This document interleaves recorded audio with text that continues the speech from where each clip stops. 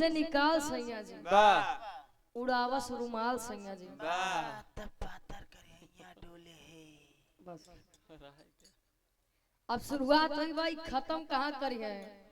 अब का भोजपुरी दुनिया वाले जाने। बड़ा बढ़िया बिरहा आप लोग सुना।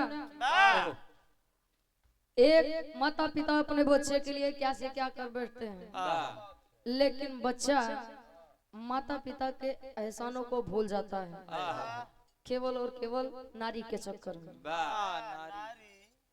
नारी के मतलब मेहरारू हो, और कुछ समझत रहा का त्यावा तनी से 2 लाइन कुछ बजाइला।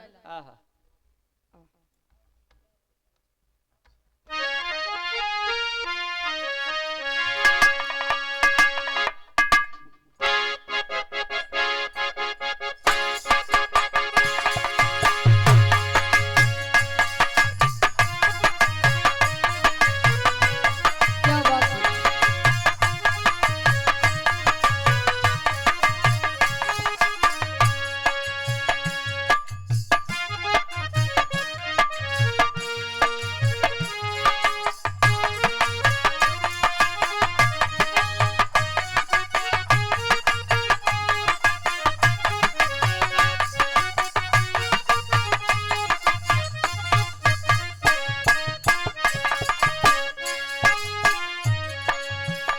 बड़ी बढ़िया गीत के संकेत करते हैं। कोई प्रेमी अपने प्रेमिका के लिए कहता है, हिंदी दुनिया वाले गाए का गाए,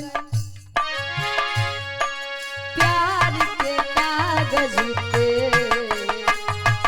दिल की कलम से, प्यार के कागज पे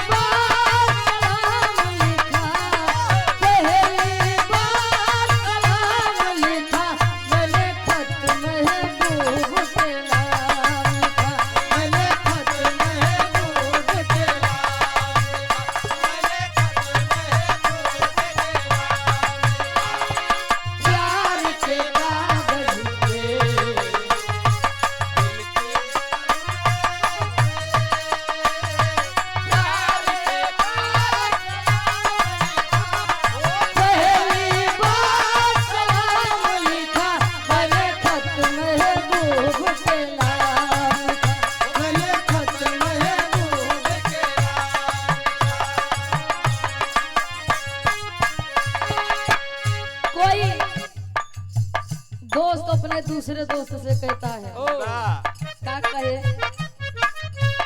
पीले पीले ओ मोरे राजा, पीले पीले ओ मोरे जाने, पीले पीले ओ मोरे राजा, पीले पीले ओ मोरे जाने, पीले पीले ओ मोरे राजा,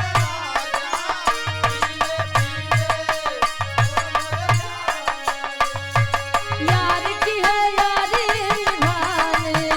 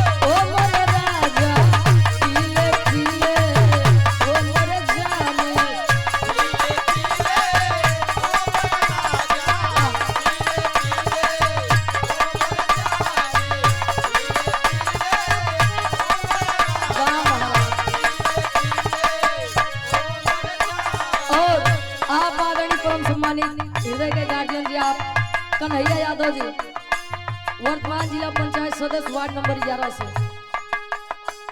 हजारों हजार रुपए देकर सम्मान किए। चरणों में कोट कोट नमन है, आशीर्वाद के चारे।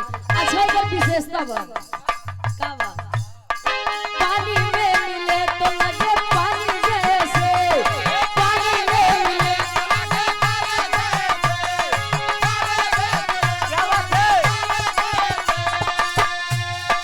पानी में मिले तो लगे पानी जैसे, जिस्म में मिले तो लगे जवानी जैसे, जवानी जैसे।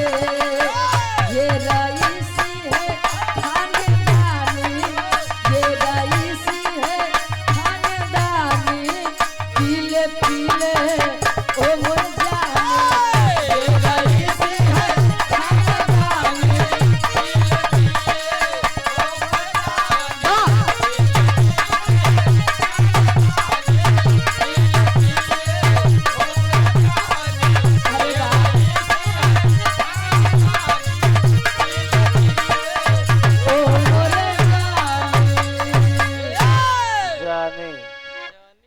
अभी आप गार्जियन